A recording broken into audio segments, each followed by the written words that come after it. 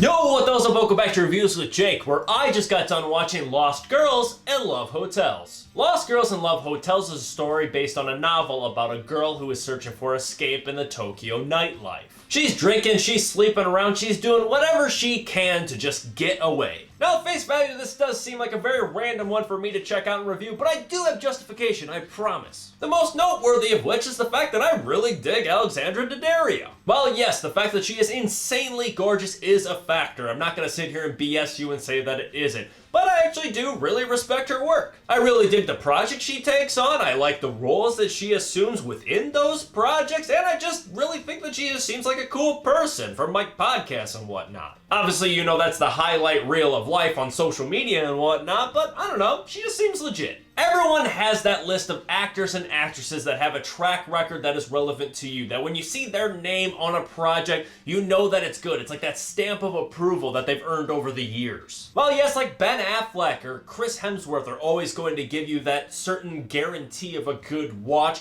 but they're almost always associated with like higher budget stuff, big scale stuff, versus like the smaller scale art house kind of a film. While I do enjoy a big studio, larger scale, higher budget movie, I also enjoy the indie side of things, and that's a much more vast market to navigate from. So you kind of need that list of names that'll be people that'll help you navigate through these much more vast and open waters. Look, I'm not saying that the only reason I watched this movie is because of Alexandra Daddario, but I'd be lying if I said that she wasn't a big part of it. I mean, it's not like I'm jumping at the bit to watch like The Layover or some of the other probably horrible rom-coms that she's in, but this one looked interesting, mostly because it looked like it was shot beautifully. I couldn't help but think of 2016's Neon Demon, a movie that has a synopsis that wouldn't grab my attention, but then I watched the trailer, saw the beautiful imagery and whatnot, and I'm like, you know, there might be something here. Then I give it a watch and it ends up being one of my favorite films of the year, like, who would have thunk? So I try to expand my horizons here and there for that exact reason, but I always try to remember to be methodical and calculated about it. Because sometimes I expand and stumble across movies like Dumbo and this year's Lost Girls, oddly enough. Movies that I don't realize till after the fact that I just shouldn't have watched or reviewed it because I am not the target audience. Maybe my opinions and verdicts of them would have been higher if I was actually someone that was supposed to watch the movie, but they weren't, and I did not like those movies. I'm not gonna grade a film I did not enjoy higher just because I know that I wasn't supposed to watch it. I mean, this is just what I feel about the movies when I watch them. So what is this instance of me expanding my horizons? Is it another Neon Demon, lightning in a bottle experience, or is Lost Girls and Love Hotels just another Lost Girls? Well, the approach to this movie mostly navigate around the things that brought me to the movie in the first place, starting with Alexandra Daddario's performance. She turns in another great performance of this damaged, compassless girl that is trying to latch onto something, anything. Her acting lets us externally see all the internal struggles that she's dealing with.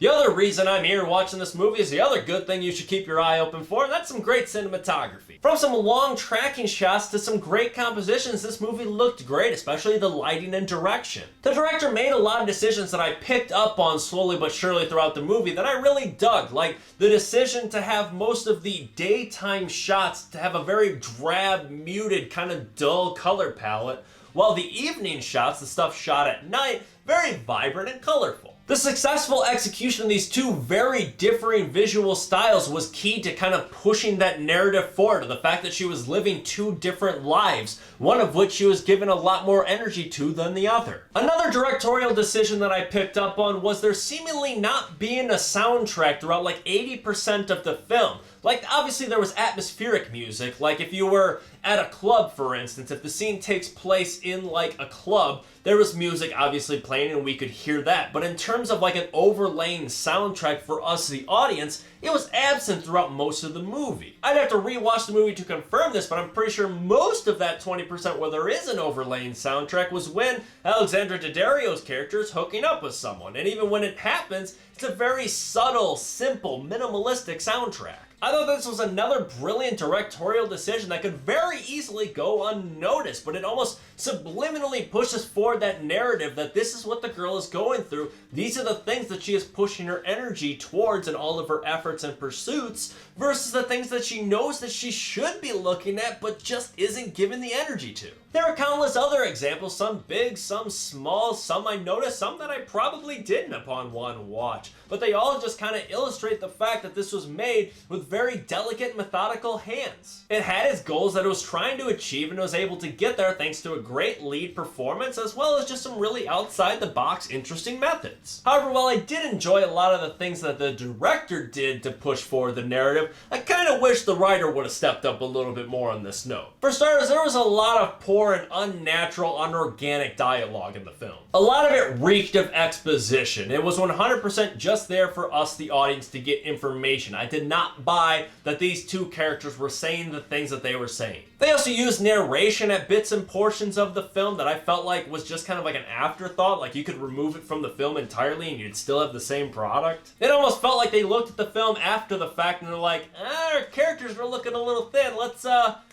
do some artsy-fartsy narration. Daria does everything she can to bring this character to life, but the problem is when you have a character like this that doesn't really have so much intrinsic value, she doesn't find value in herself. She gets her value from those around her, the people she connects with, the people that she latches onto to give her value. You need to build up those people around her just as much as you build up her, if not more. But at the end of the day, we don't give a shit about the other people in this film, so when something happens to them, they disappear from her life. We don't feel the weight of that like she does. We just say, oh, there goes that person that was in the film for 2 scenes. Not helping any of this was some poor scene structure and pacing. Like, of course you have fully structured scenes throughout the movie, but some of them are like broken up by like random shots here and there, or maybe like a quick little mini scene that lasts like a sentence before it moves on to the next thing. It just felt like it was all over the place, jumping around like a montage. It just made it very difficult to navigate this film in the way that it was formatted. It made it very difficult to get any sort of emotional payback from it. All in all, there were a lot of things that I really enjoyed about this movie, but the narrative just didn't hit like I wish it would have.